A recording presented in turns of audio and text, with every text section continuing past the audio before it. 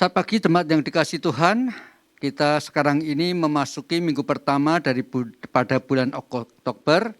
Di dalam ibadah pada pagi hari ini kita juga sekaligus melakukan perjamuan kudus. Mari kita bersama-sama mempersiapkan hati supaya lebih sungguh-sungguh kita boleh mengikuti ibadah dari awal sampai akhir.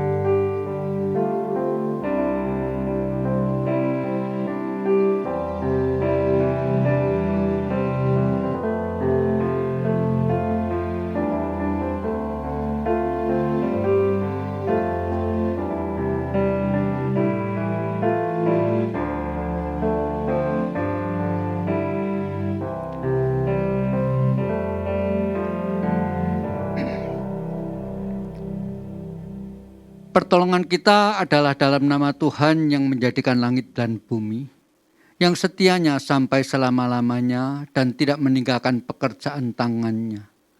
Turunlah kiranya atas kita sekalian, kasih karunia dan damai sejahtera dari Allah Bapa kita dan dari Tuhan kita Yesus Kristus. Amin. Mari kita tinggikan Dia. Pagi hari ini kita mau mencari wajah-Nya Tuhan. Terima kasih Tuhan buat pagi yang indah hari ini kami boleh beribadah kembali kepada Tuhan. Dan kami melihat bagaimana kami boleh Tuhan pelihara. Terima kasih Tuhan. Engkau sumber segala kekuatan kami, sumber penghiburan kami. Terima kasih Tuhan Yesus.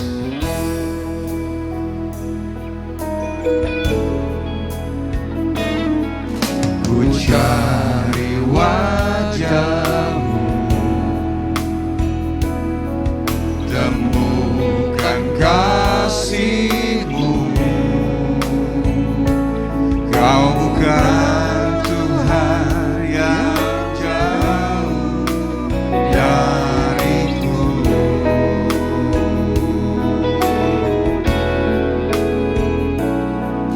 Ku panggil nama-Mu,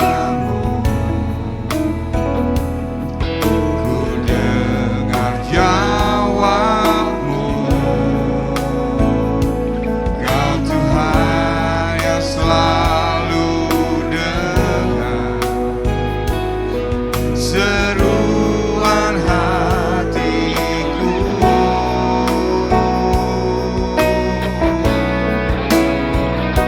Sungguh indah Kau Tuhan, penuh kasih dan sayang. Kau tempat penghiburan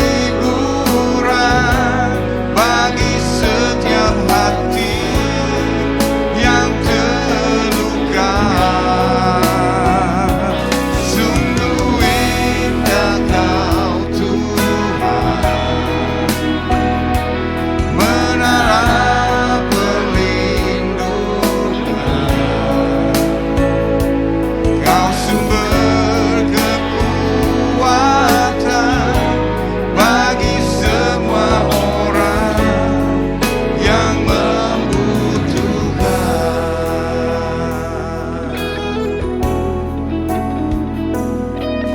Ku cari wajah-Mu,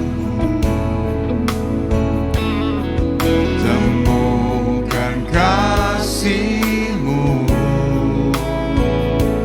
Kau bukan Tuhan yang jauh dariku.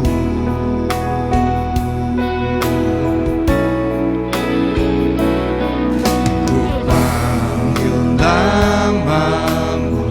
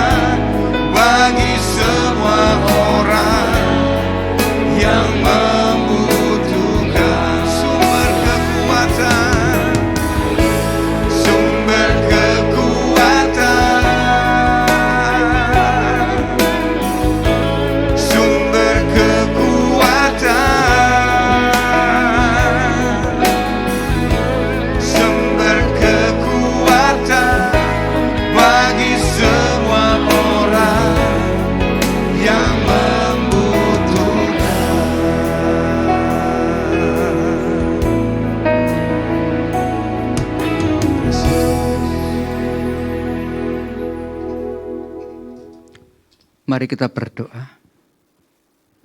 Benar Tuhan, Engkau adalah sumber kekuatan bagi setiap kami yang senantiasa berseru memanggil nama-Mu untuk mendapatkan pertolongan.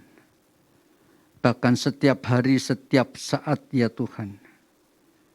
Bersama-sama dengan terbitnya matahari, Engkau menyertai sepanjang hidup kami.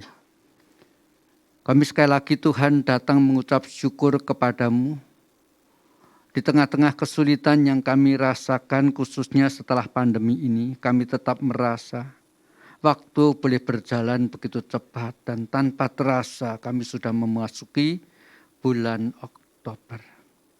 Hampir 1 tahun lagi berlalu kami hidup di dalam penyertaan dan pertolongan-Mu. Tuhan sungguh luar biasa kasih setiamu atas setiap kami. Oleh karena itu Tuhan, kami mau melalui ibadah pada pagi hari ini, kami memuji-muji memuliakan nama-Mu.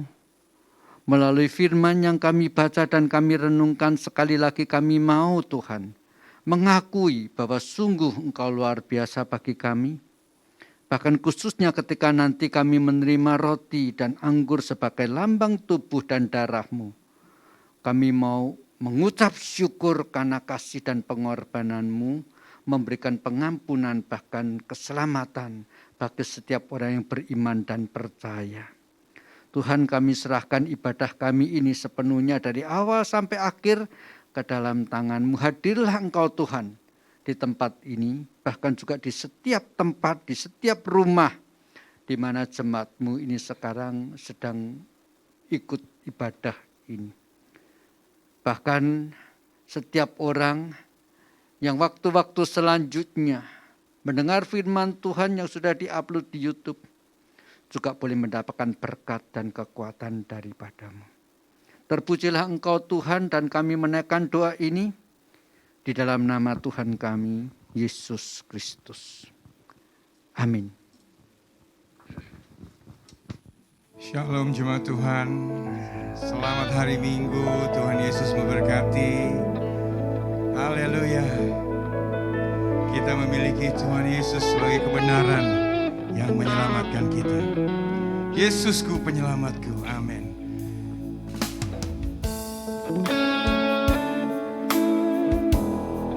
Benar Tuhan, Engkau hanya juru selamat kami yang hidup. Tiada yang seperti Engkau. Yesusku, penyelamatku, tiada yang seperti Engkau. Setiap hari ku memuji keajaiban kasih-Mu.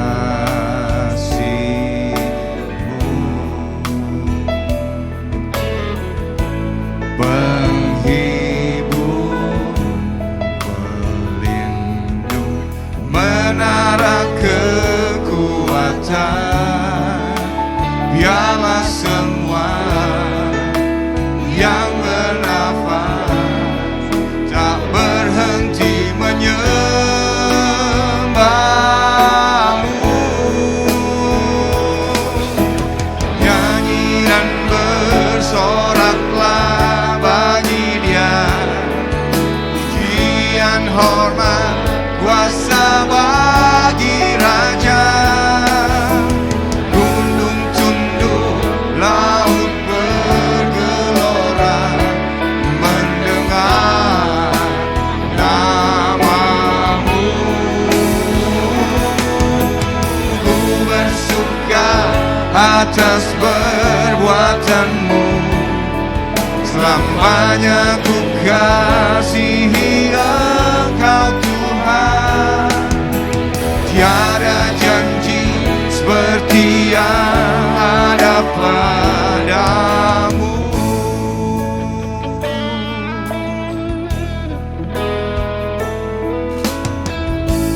Yesusku, penyelamatku, tiada yang seperti Engkau. Setiap hari ku memuji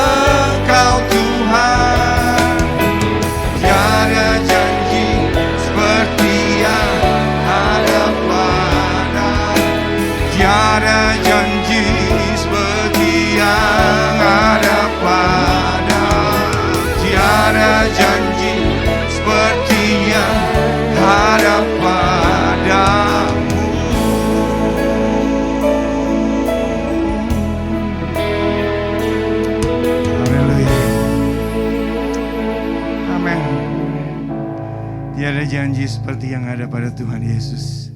Kita bersuka semua, haleluya. Karena dialah jalan kebenaran dan kehidupan kita. Haleluya.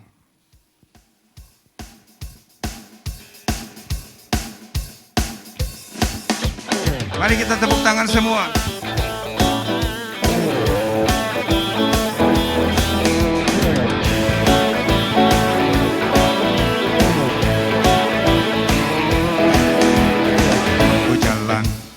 Kebenaran dan jalan kehidupan, itu yang Yesus katakan, dan ku percaya, amin. Di dalam namanya ada keselamatan kekal. Aku jalan kebenaran dan jalan kehidupan, itu yang Yesus katakan, dan ku percaya, amin. Di dalam namanya ada keselamatan kekal. Glory, glory, haleluya. Glory, haleluya. Glory, haleluya.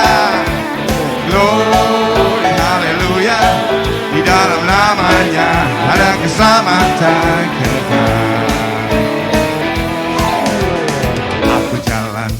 Kebenaran dan jalan kehidupan, itu yang Yesus katakan, dan ku percaya, amin. Di dalam namanya ada keselamatan kekal. Glory, haleluya. Glory, haleluya. Glory, haleluya. Glory, haleluya. Glory, haleluya. Di dalam namanya ada keselamatan. Glory, haleluya. Glory, haleluya. Glory, haleluya. Glory, haleluya. Di dalam namanya ada keselamatan kekal. Di dalam namanya ada keselamatan kekal. Di dalam namanya ada keselamatan kekal.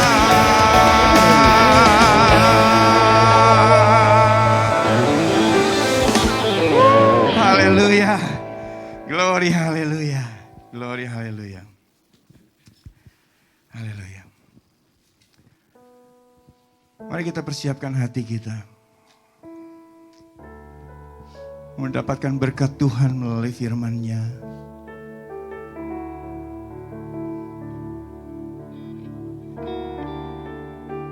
Terima kasih Tuhan.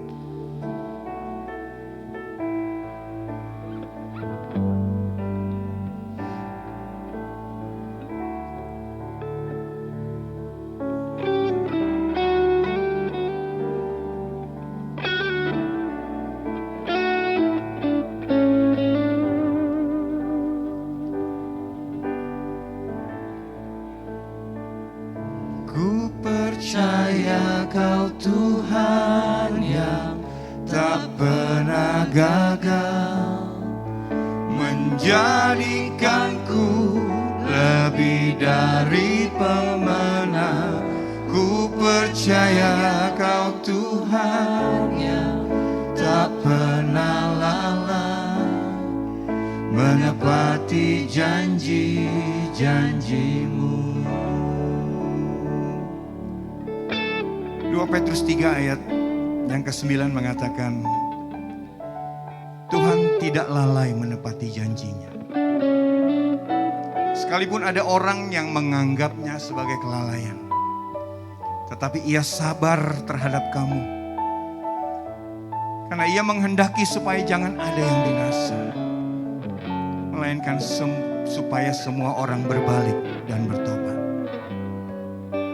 Tuhan, terima kasih, karena hanya Engkau yang sanggup menolong kami, Engkau yang mengerti kami, dan Engkau yang sanggup membuka jalan-jalan kami.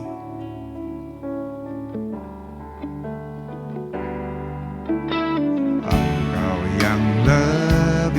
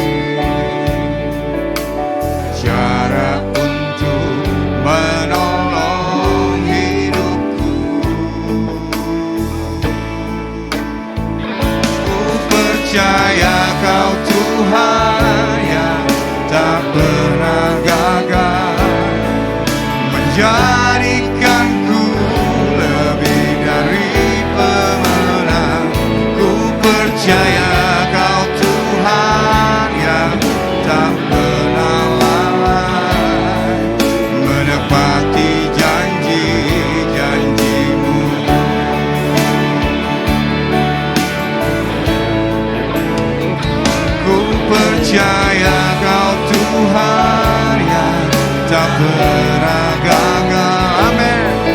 Menjadikanku lebih dari pemenang. Ku percaya Kau Tuhan yang tak pernah lalai, menepati janji-janji-Mu.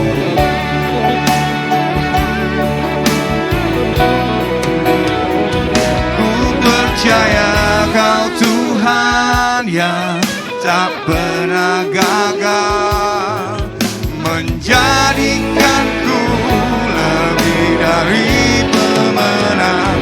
Ku percaya Kau Tuhan yang tak pernah lalai, menepati janji-janji, menepati janji-janji, menepati janji-janji-Mu.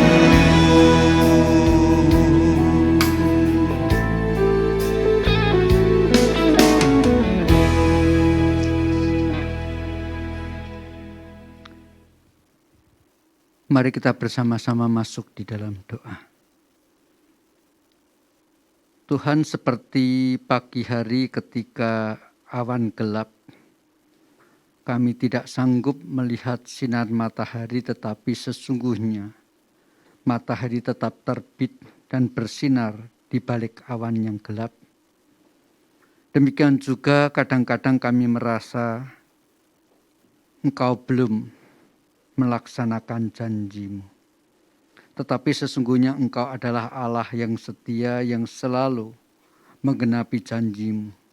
Sebagaimana lagu yang baru saja kami nyanyikan, biarlah itu yang menjadi doa kami senantiasa. Khususnya pada waktu kami merasa perlu penyertaan-Mu setiap hari. Tuhan, kami sebentar lagi akan membaca dan merenungkan firman-Mu. Berfirmanlah kepada kami ya Tuhan melalui bagian firman Alkitab yang kami baca, dan juga bahkan melalui tutur kata dan penyampaian daripada hamba-Mu, supaya melalui perenungan akan firman yang disampaikan oleh hamba-Mu ini ya Tuhan, semakin lengkap ibadah kami di hadapan Engkau pada saat ini. Yaitu sungguh-sungguh kami melihat keselamatan, kebenaran hanya ada padamu. Dan kami senantiasa khususnya ketika kami menerima roti dan cawan Tuhan, kami diingatkan sungguh besar kasih karunia Allah, sungguh besar kasih Allah akan dunia, sehingga memberikan anaknya yang tunggal mati di atas kayu salib bagi kami. Tuhan, bekerjalah roh-Mu atas kami. Persiapkan hati dan pikiran kami, teduhkanlah hati dan pikiran kami, supaya kami boleh mendengar firman-Mu. Dalam nama Kristus Yesus kami berdoa. Amin. Jemaat yang dikasihi Tuhan, kita pada pagi hari ini dan pada ibadah kita pada saat ini mau merenungkan satu tema, yaitu kebenaran yang menyelamatkan. Tema ini sepenuhnya coba kita renungkan dari satu bagian daripada firman Tuhan, yaitu 1 Korintus pasal 15 ayat 3 sampai dengan ayat yang kelima. 1 Korintus pasal 15 ayat 3 sampai dengan ayat yang kelima, saya baca demikian bunyi firman Tuhan. Sebab yang sangat penting telah kusampaikan kepadamu, yaitu apa yang telah kuterima sendiri, ialah bahwa Kristus telah mati karena dosa-dosa kita sesuai dengan kitab suci. Bahwa ia telah dikuburkan dan bahwa ia telah dibangkitkan pada hari yang ketiga sesuai dengan kitab suci. Bahwa ia telah menampakkan diri kepada Kefas dan kemudian kepada ke-12 muridnya. Jemaat yang dikasihi Tuhan, di dalam ayat ini, perikop yang tadi saya baca, Paulus mengatakan yang sangat penting telah kusampaikan. Kemudian dia menyampaikan kalimat ayat-ayat tadi ya. Maka Saya secara khusus pada perenungan saat ini akan lebih fokus menguraikan bagian-bagian yang tadi di garis bawahi, yaitu yang ku terima sendiri. Kemudian bahwa Kristus telah mati bagi dosa kita. Lalu sesuai dengan kitab suci, mati dan bangkit, begitu ya. Jadi bagian-bagian itu yang akan kita kupas. Khususnya dikaitkan dengan tema kita pada hari ini, yaitu kebenaran yang menyelamatkan. Saya terlebih dahulu justru akan mengupas sesuai dengan kitab suci. Dan khususnya dari kitab sucinya. Sebab di dalam 3 ayat ini muncul 2 kali sesuai dengan kitab suci. Apa itu kitab suci? Kitab suci adalah kebenaran yang menyelamatkan. Ketika saya katakan kitab suci atau dalam hal ini Alkitab kita, Alkitab yang di tangan saya ini ya, Alkitab Perjanjian Lama dari Kejadian sampai Maliaki, Perjanjian Baru dari Matius sampai Wahyu, inilah yang disebut dengan kitab suci. Walaupun untuk konteks Paulus waktu itu yang dimaksud kitab suci adalah Perjanjian Lama, Kejadian sampai Maliaki. Tetapi untuk kita, kitab sucinya tambah 27 surat dan Injil. Ya. Jadi kitab suci adalah kebenaran yang menyelamatkan. Pemahamannya adalah begini, karena kitab suci ini sebetulnya adalah firman yang disampaikan oleh Allah. Ya. Segala tulisan yang difilhamkan oleh Allah itulah Alkitab dari Kejadian sampai Wahyu. Yang diilhamkan oleh Allah ini diberikan kepada kita menjadi satu kebenaran, menjadi satu informasi, menjadi satu penjelasan bahwa melalui kebenaran itu kalau kita percaya dan menerimanya, mengimaninya, kita mendapatkan keselamatan. Ya. Kenapa saya tekankan hal ini? Kalau kita mengimaninya, kalau kita percaya. Maaf kata, karena banyak orang membaca kitab suci, membaca kisah-kisah dan Kejadian sampai dengan Wahyu, tetapi mereka membaca sebagai hanya bentuk informasi untuk pengetahuan saja. Tetapi ketika ia tidak mempercayainya, ia tidak memberikan keselamatan, walaupun kitab sucinya itu sebetulnya berisi tentang kebenaran yang menyelamatkan. Misalnya saya memberikan satu contoh tentang pengalaman yang beberapa kali saya alami ketika bincang-bincang dan bertemu dengan seseorang. Lalu mulai ngobrol-ngobrol. Lalu dia mulai cerita bahwa sebetulnya dia waktu kecil. Dari SD sampai SMA sekolah di sekolah Kristen. Sekolah Kristen yang baik bahkan. Yang sangat menekankan pengajaran-pengajaran kekristenan.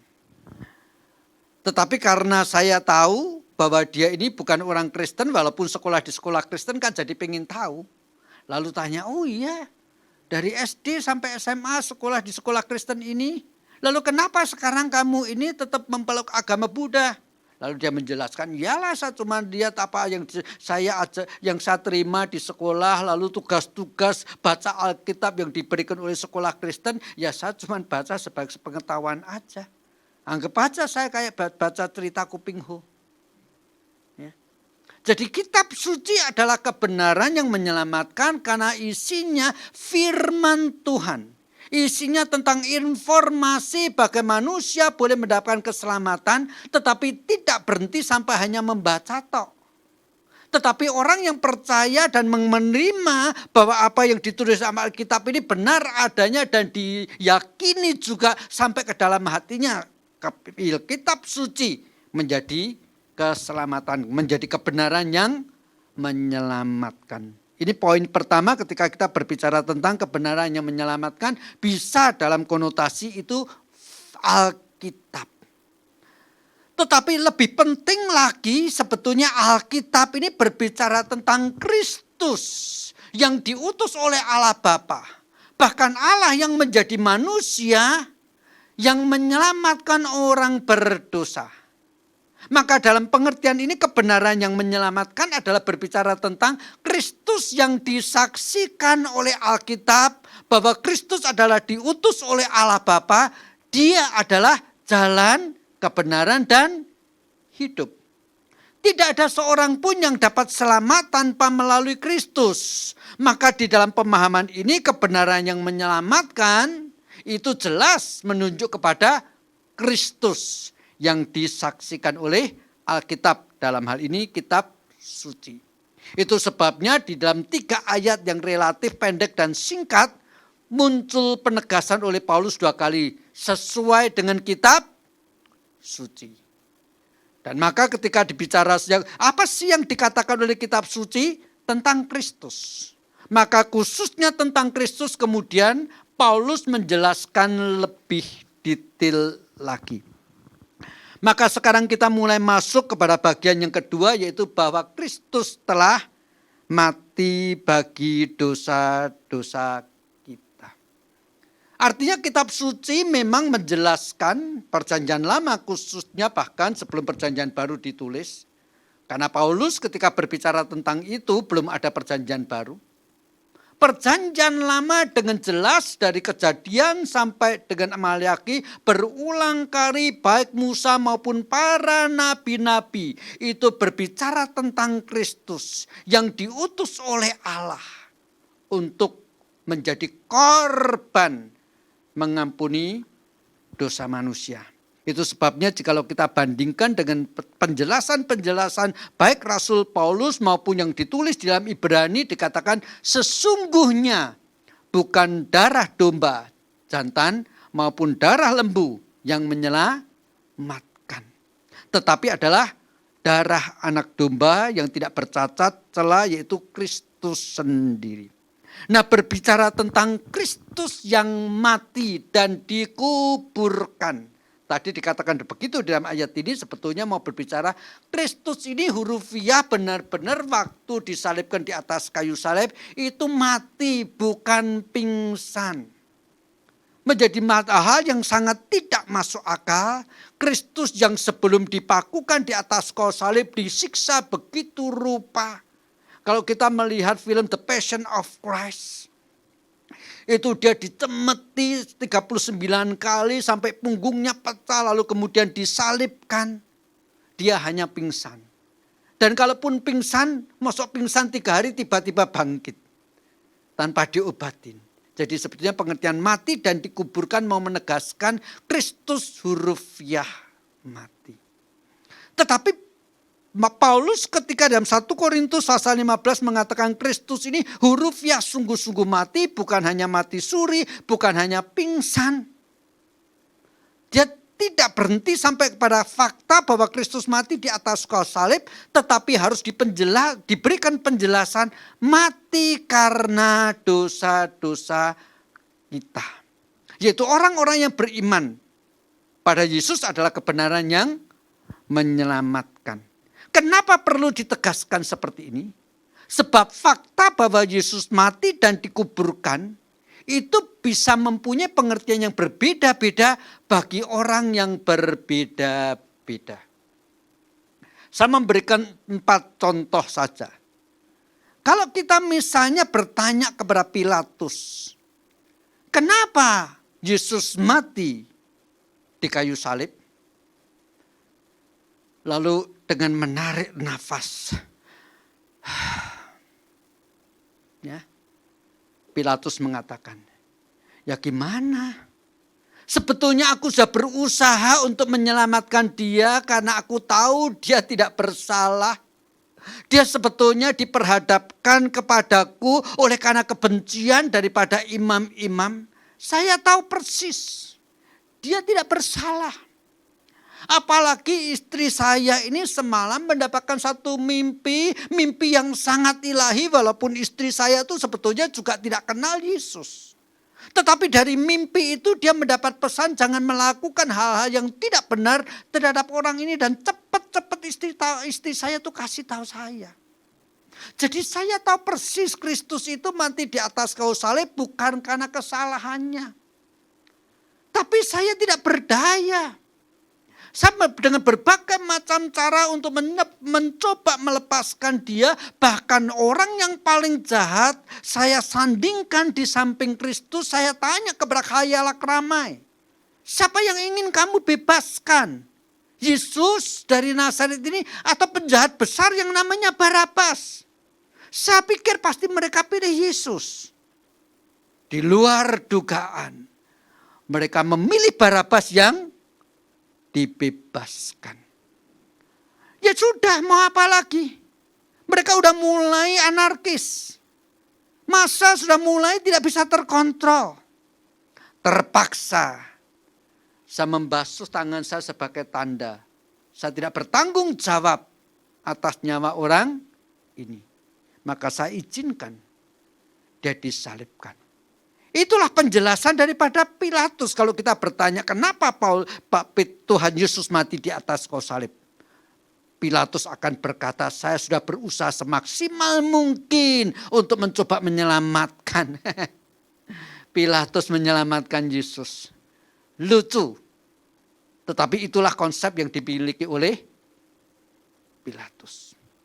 Kalau kita tanya kepada pihak yang lain, yaitu imam-imam, orang Farisi ahli Taurat yang waktu itu mengeluarkan banyak duit. Pakai istilah sekarang, kumpulkan massa demo bayaran. Mereka berteriak-teriak, salibkanlah dia. Kita tanya kepada para imam, kenapa sih kamu mengotot, memaksakan pokoknya Yesus harus mati di kayu salib? Mereka akan menjawab, ya gimana lagi? Terus menerus kami mencoba berdebat, kami terus menerus mencoba berdialog supaya dia tidak mengajarkan ajaran sesat. Tetapi dia terus mengajarkan ajaran sesat. Dan ajarannya sesatnya itu betul-betul sesat yang sudah kelewatan, yang udah kebangetan. Bayangkan dia pernah berkata, barang siapa tidak makan dagingku, tidak minum darahku, dia tidak akan memperoleh hidup yang kekal. Ini ajaran apa? Bukan secara agama dia mengajarkan ajaran yang sesat. Dia ini memang mempunyai karisma yang luar biasa, harus kita akui lah.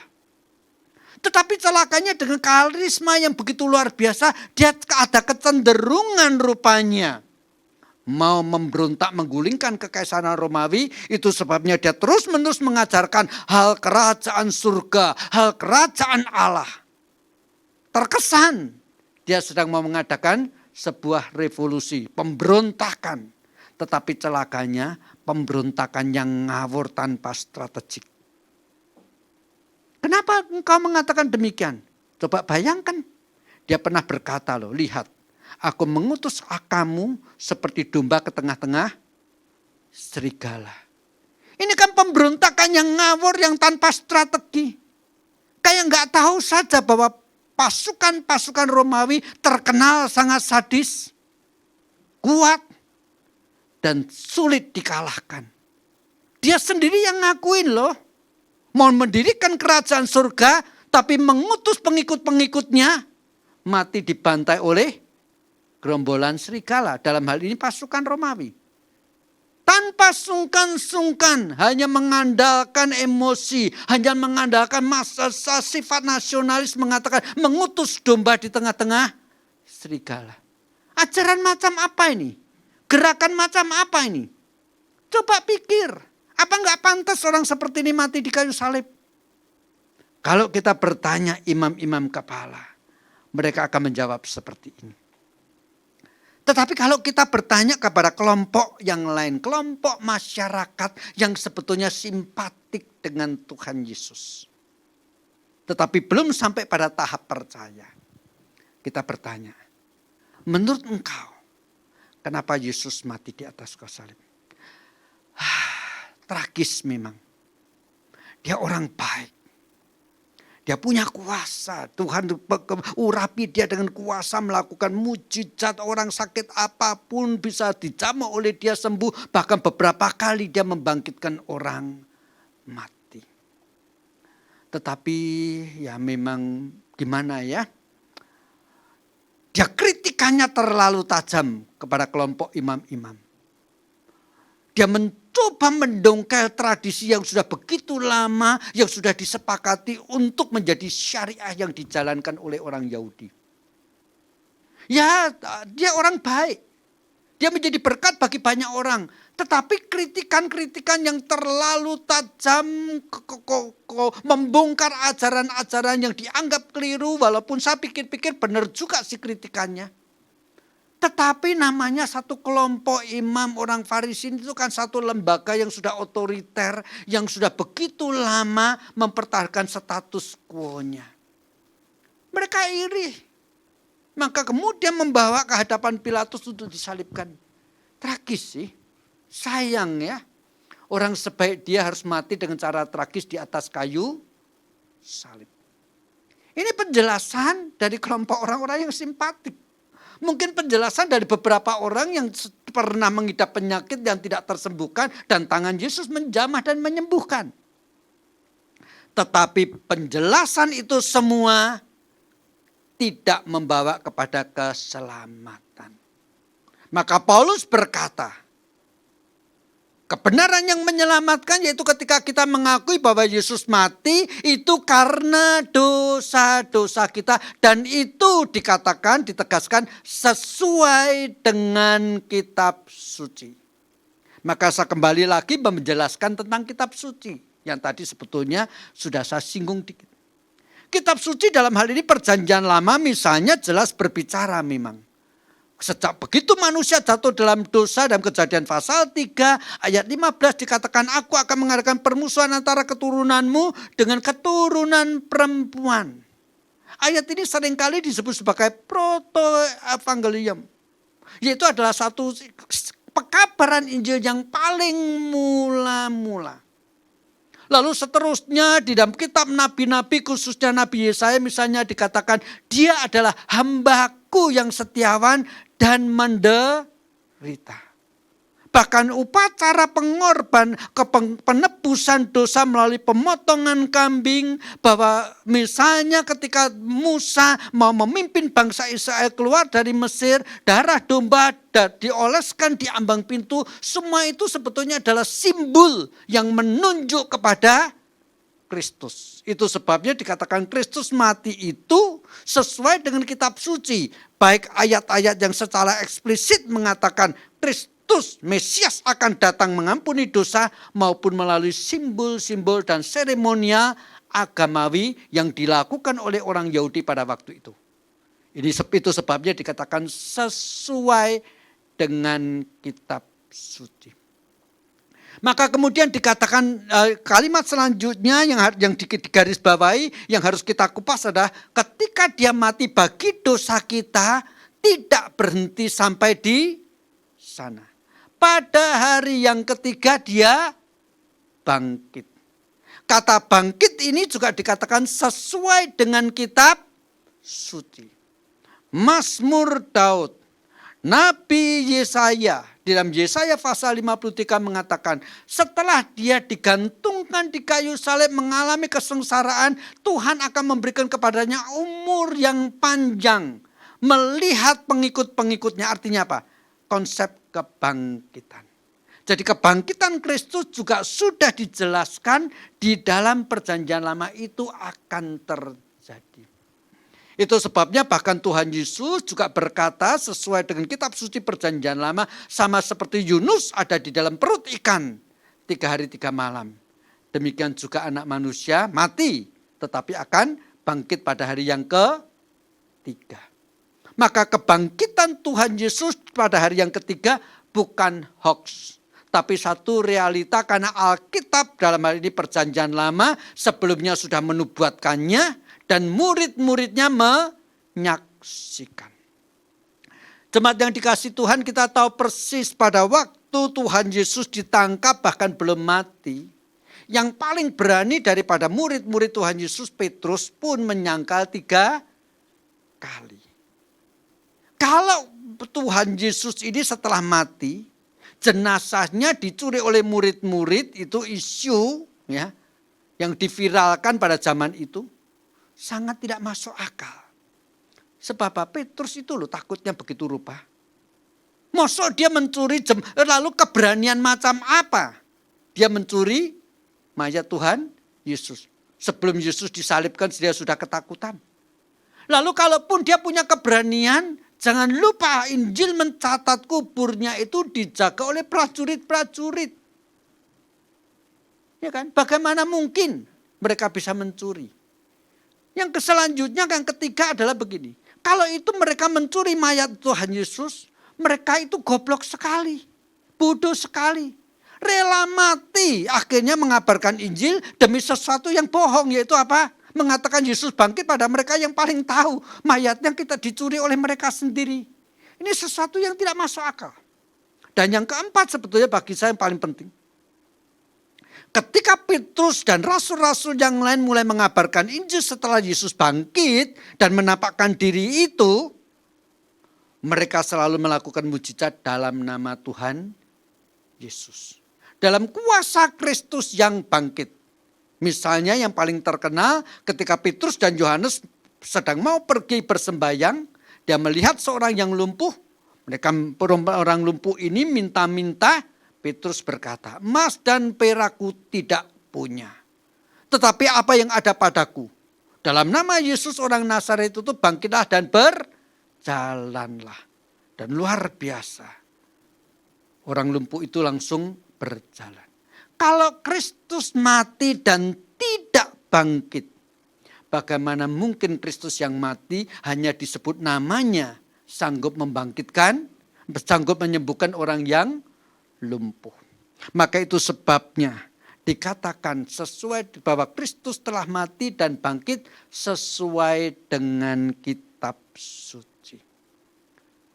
Sesang kekasih dalam Tuhan Yesus Kristus, inilah yang dikatakan oleh Rasul Paulus yang sangat penting ku sampaikan kepadamu. Kitab suci adalah kebenaran yang menyelamatkan karena kitab suci berisi tentang informasi Allah yang sejati, Allah yang hidup mengutus anaknya yang tunggal, yaitu Yesus Kristus sebagai kebenaran yang menyelamatkan. Yaitu bahwa Kristus mati di atas kayu salib bagi dosa-dosa manusia dan bangkit pada hari yang ketiga untuk membuktikan kuasa maut kalahkan seperti apa yang dikatakan oleh perjanjian lama. Proto-Evangelion. Injil yang mula-mula. Yaitu bahwa kepala ular akan dihancurkan, arti apanya. Kuasa maut dikalahkan dan dia sendiri cuma mengalami luka kecil. Tumitnya menjadi remuk. Maka di dalam pemahaman ini kalau saya boleh menjelaskan kenapa Kristus harus dinubuatkan mati di atas kayu salib dan pada hari yang ketiga bangkit. Maka saya ingat sebuah peribahasa orang Tionghoa yang mengatakan, yang kalau saya terjemahkan langsung begini. Kalau tidak berani masuk ke dalam sarang harimau, bagaimana bisa mendapatkan anak harimau? Kristus mati di atas kayu salib itu seperti seorang yang masuk ke dalam sarang harimau untuk mendapatkan anak harimau. Harus punya keberanian itu. Untuk membuktikan bahwa kuasa maut, yaitu kematian, kuasa dosa, yaitu kematian, sudah dikalahkan oleh Kristus. Kristus harus berani mengalami kematian dan bangkit pada hari yang ketiga, membuktikan kuasa maut telah dikalahkan. Itu sebabnya Paulus di dalam pasal 15 ini dan bagian terakhir, 1 Korintus pasal 15 bagian terakhir nanti dikatakan, hai maut di manakah sengatmu? Hai kematian di mana kemenanganmu? Sebab apa? Di dalam ayat 3-5 sudah dikatakan sesuai dengan perjanjian lama Kristus mati tetapi bangkit pada hari yang ketiga. Yunus di dalam perut ikan ternyata menjadi tipologi. Kristus mati tetapi bangkit pada hari yang ketiga. Dan yang terakhir itu yang sebetulnya di dalam awal tetapi yang saya kupas paling akhir. Yaitu yang tadi dikatakan oleh Paulus dengan kalimat ini saya baca lagi. Sebab yang sangat penting telah kusampaikan kepadamu yaitu apa yang telah kuterima sendiri. Yang telah kuterima sendiri. Bagian ini sebetulnya tadi sudah saya singgung dikit dengan ilustrasi tentang seorang yang misalnya sejak SD sampai SMA sekolah di sekolah Kristen. tetapi dia membaca Alkitab sebagai satu kewajiban tugas dari guru-gurunya. Dan hari ini setahu saya juga ada sekolah-sekolah Kristen yang memberikan aturan anak-anak yang sekolah, di sekolah itu kalau minggu harus pergi ke gereja. Mengikuti kebaktian, khotbah daripada pendeta harus dicatat. Dan saya sering kali ya selesai berkhotbah, ada anak-anak remaja, anak-anak mengatakan, Pak Yung minta tanda tangannya. Loh kenapa? Ini tugas dari sekolah, saya ikut kebaktian, suruh nyatet ringkasannya, begitu ya. Minta tanda tangannya. Nah satu kali saya pernah disodorin oleh orang tua catatan buku kosong. Pak Yung minta tanda tangannya. Dia salah. Saya pikir saya gampang kasih tanda tangan. Ini tugas apa?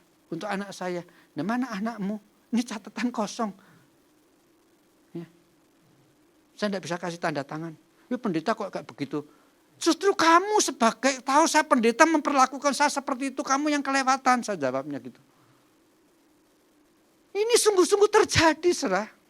Tetapi okelah kembali kepada poin kita. Ada banyak orang memang ngerti banyak hal tentang kitab suci.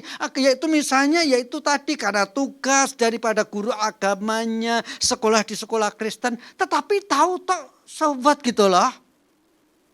Paulus saya kira ketika dia ini pergi ke Damsyik bukan pikirannya kosong sama sekali. Minimal dia mendengar berita. Yesus yang dia benci itu sudah bangkit. Tetapi tentang berita itu dia tidak mau tahu, bahkan mengingkarin, bahkan mencoba menolak fakta. Padahal tadi saya katakan murid-murid itu tadi ketakutan semua. Sekarang menjadi begitu berani. Stefanus dilemparin batu sakit. Kalau dilemparin satu batu besar langsung mati oke. Dilemparin banyak sekali batu mengalami kesakitan dan Al-Kisah para Rasul pasal 7 menyaksikan dia itu mengalami kesakitan dan pada menjelang dia mau mati dia masih sempat berdoa. Paulus menyaksikan itu semua. Minimal Paulus paling tidak pernah mendengar informasi bahwa Yesus bangkit. Tetapi itu tidak diyakini oleh dia. Tetapi akhirnya di dalam perjalanan di Damsyik, dia berjumpa dengan Tuhan. Itulah yang dia katakan seperti yang ku terima sendiri. Tadinya aku cuma mendengar kabar Yesus bangkit tetapi aku tidak percaya. Bahkan aku menjadi pembunuh jemaat, penganiaya jemaat. Tetapi sekarang aku menerima sendiri. Poin ini sekaligus saya pakai sebagai bukti Yesus bangkit, bukan hoax.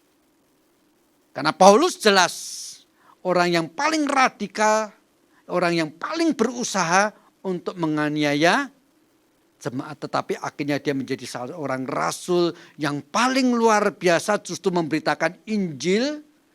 Bahkan dia akhirnya rela juga mengalami penderitaan dan pengabaran Injilnya karena apa? Dia mengalami, menyaksikan, berjumpa dengan Kristus yang bangkit. Kebenaran yang menyelamatkan bukan berbicara sejak kecil kita sekolah di sekolah Kristen. Kebenaran yang menyelamatkan bukan hanya sekedar berbicara tentang seorang anak sekolah minggu pandai menghafal ayat-ayat Alkitab. Tetapi kebenaran yang menyelamatkan dikatakan oleh Rasul Paulus seperti yang ku terima sendiri. Aku mengalami perjumpaan itu. Jemaat yang dikasihi Tuhan. Tanpa perjumpaan dengan Kristus secara rohani, pengenalan akan Kristus secara akali, itu tidak cukup. Itu sebabnya, mari kita bersama-sama khususnya pada ibadah pada saat ini.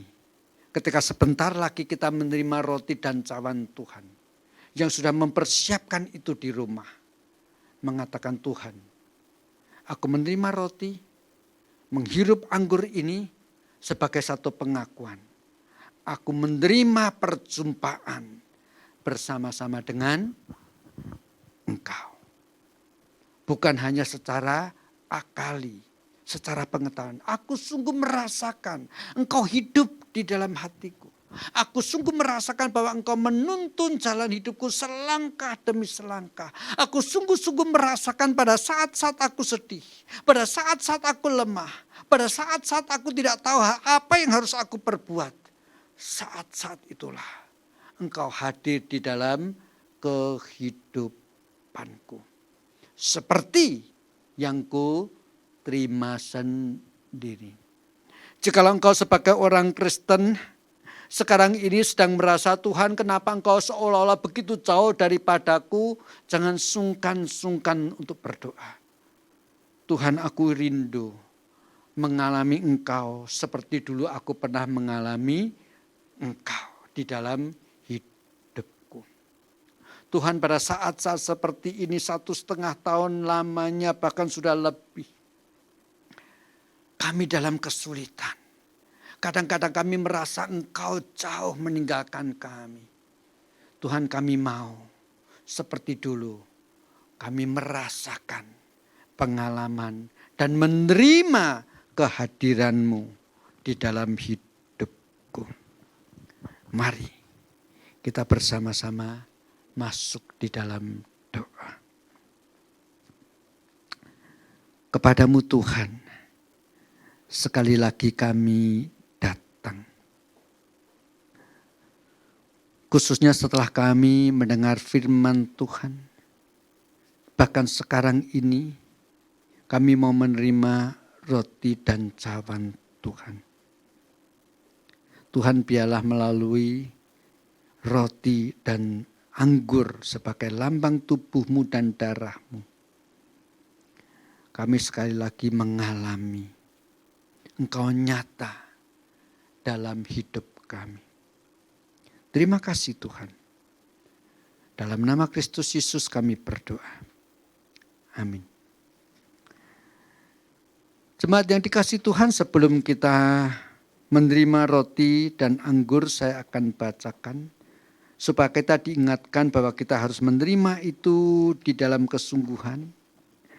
Karena roti yang akan kita terima, anggur yang akan kita minum adalah lambang daripada tubuh dan darah Kristus. Rasul Paulus mengingatkan dengan kalimat seperti ini. Sebab setiap kali kamu makan roti dan minum cawan ini, kamu memberitakan kematian Tuhan sampai Ia datang. Jadi barang siapa dengan cara yang tidak layak makan roti atau minum cawan Tuhan, ia berdosa terhadap darah dan tubuh Tuhan. Karena itu hendaklah tiap-tiap orang menguji diri sendiri dan baru sesudah itu makan dan minum dari cawan itu. Karena barang siapa makan dan minum tanpa mengakui tubuh Tuhan, ia mendatangkan hukuman atas dirinya sendiri.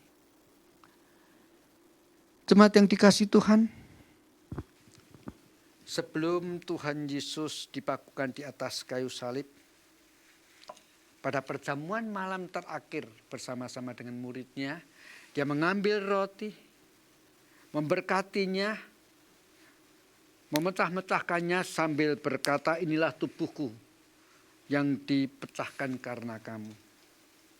Setelah itu ia juga mengambil cawan, memberkatinya dan berkata, inilah darahku yang tertumpah sebagai meterai daripada perjanjian baru.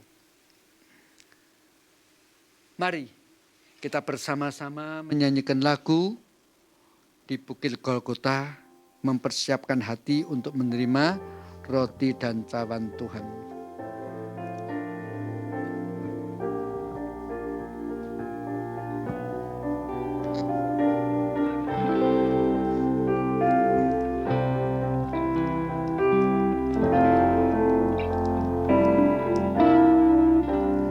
Pada satu bukit jauh dari sini, lihat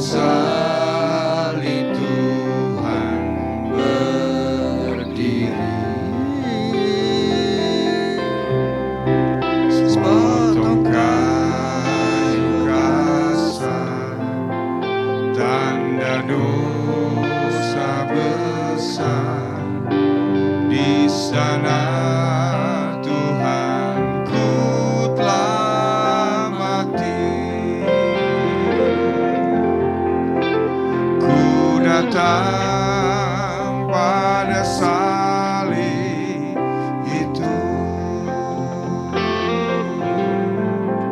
ku ingat cintanya Tuhanku,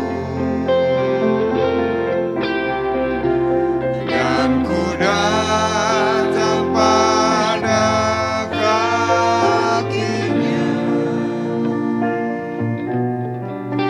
Sana ku dapatkan mahkota. Bait yang kedua. Dari kayu salib mengalir darahnya, waktu Yesus disengsarakan. Sana dia dihujat, juga disiksakan, yang membawa selamat dunia. Ku datang pada salib itu, ku ingat cintanya Tuhanku, dan ku datang pada kakinya. Sana ku dapatkan mahkota.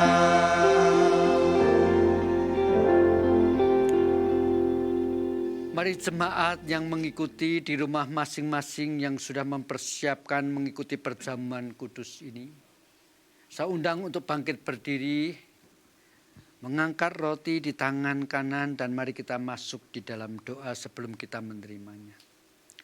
Tuhan, sesungguhnya benar, kami mengakui dari kedalaman hati kami, pekan hati yang haru dan hancur, karena mengingat kembali kasih-Mu atas kami. Kami mengakui bahwa Engkau mati di atas kayu salib waktu itu untuk dosa-dosa kami. Tanpa Engkau berkorban di atas kayu salib bagi dosa-dosa kami tidak mungkin mendapatkan kebenaran yang menyelamatkan. Terima kasih Tuhan untuk semuanya ini. Tuhan, kami mau menerima roti yang ada di tangan kami ini sambil mengatakan dan mengamini, benar Tuhan, karya-Mu, pengorbanan-Mu di atas kayu salib, anugerah besar bagi kami. Dalam nama Kristus Yesus kami berdoa. Amin. Mari kita bersama-sama menerimanya.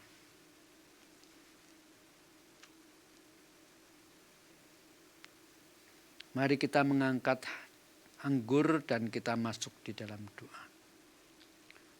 Tuhan, kami mengucap syukur. Ada satu perjanjian lama. Barang siapa yang sanggup mentaati hukum Taurat mendapatkan keselamatan. Tetapi bagaimana mungkin manusia yang berdosa dapat mentaati firman Tuhan, kebenaran yang sempurna. Maka itu sebabnya tidak ada satupun yang sanggup mendapatkan keselamatan melalui usaha dan jerih lelah sendiri. Tetapi darah-Mu tertumpah menjadi satu perjanjian baru. Bahwa keselamatan itu adalah anugerah. Oleh karena di dalam darah Kristus, hubungan kami sebagai orang berdosa dengan Bapa sudah diperdamaikan. Bahwa kami sebagai orang berdosa yang sepatutnya binasa justru boleh menjadi anak-anak-Mu. Terima kasih Tuhan. Darah-Mu menjadi perjanjian yang membuktikan sehingga kami ini sekarang adalah anak-anak-Mu. Terima kasih untuk semua yang sudah Engkau perbuat. Dalam nama Kristus Yesus kami berdoa. Amin. Mari kita bersama-sama menerimanya.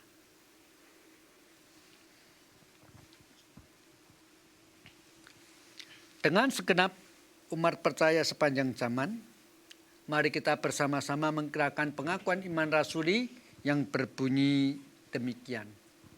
Aku percaya kepada Allah, Bapa yang Maha Kuasa, Khalib langit dan bumi, dan kepada Yesus Kristus, anaknya yang tunggal Tuhan kita, yang dikandung daripada Roh Kudus, lahir dari anak darah Maria, yang menderita di bawah pemerintahan Pontius Pilatus, disalibkan, mati dan dikuburkan, turun ke dalam kerajaan maut.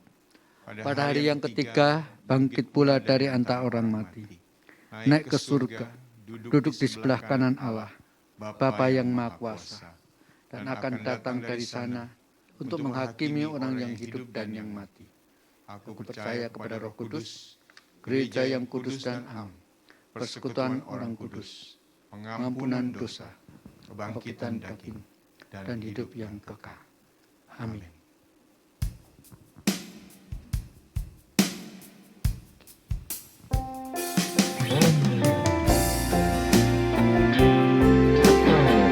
Terima kasih Tuhan Yesus. Terima kasih Yesusku, terima kasih Yesusku.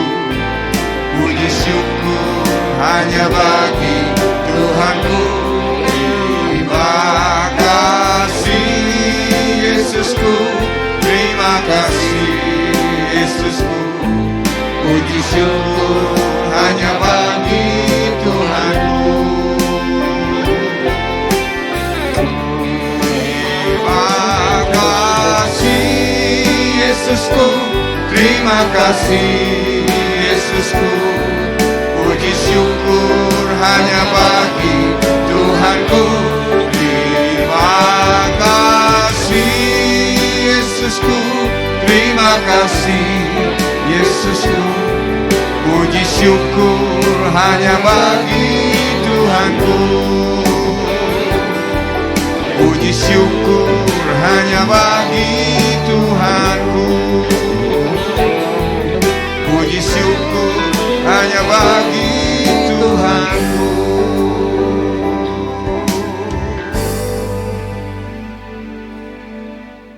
Mari kita bersama-sama masuk di dalam doa.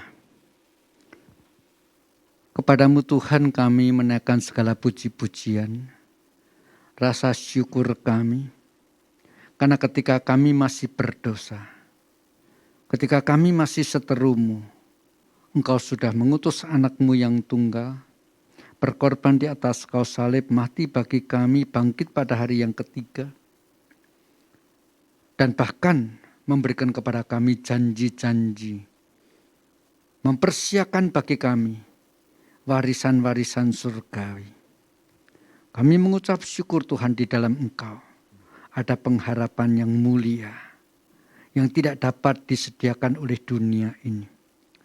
Tuhan, ajarkanlah kepada kami di tengah-tengah situasi dalam hidup di dalam dunia yang sementara ini, ketika kami menghadapi tantangan kesulitan, justru memperkuat pengharapan kami di dalam Engkau.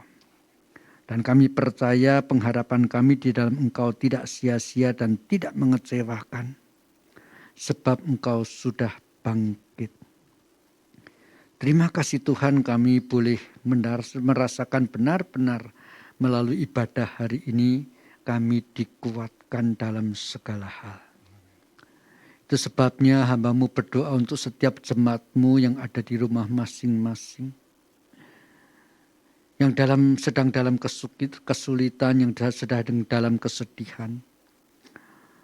Ada di antara mereka begitu mendadak kaget sekali kehilangan anaknya yang dikasihi. Ada yang terjatuh sehingga sakit, mengalami patah tulang.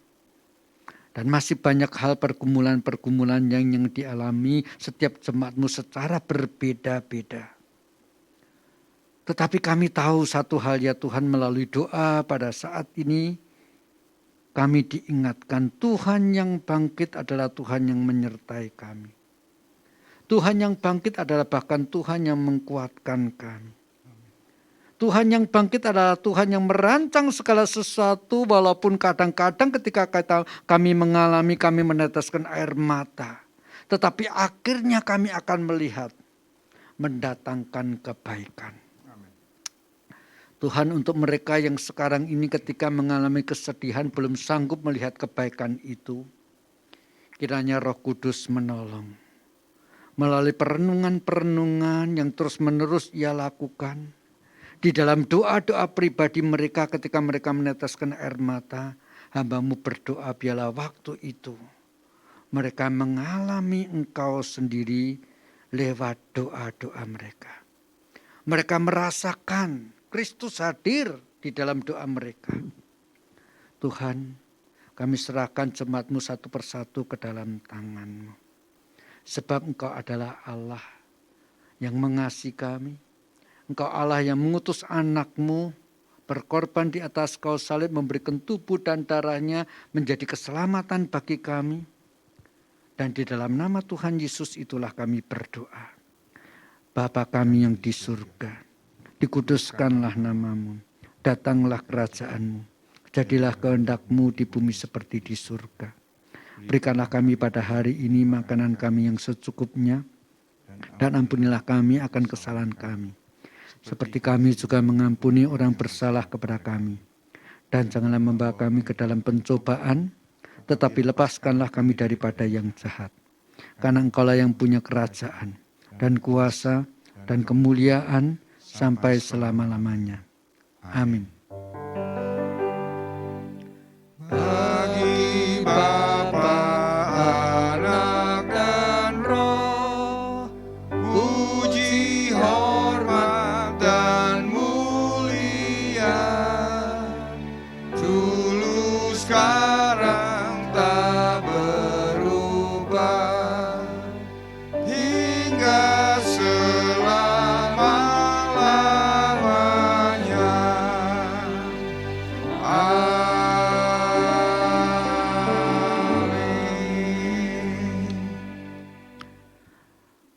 Arahkanlah hatimu dan lihatlah wajah kemuliaan Tuhan dan terimalah berkat-Nya.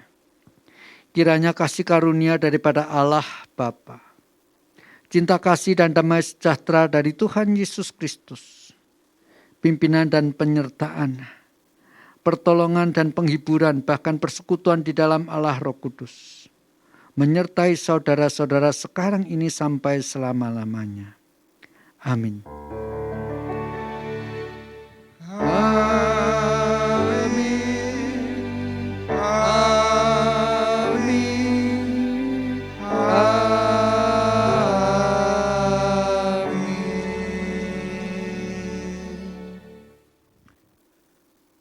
Doa teduh, ibadah selesai. Shalom, sampai jumpa minggu depan.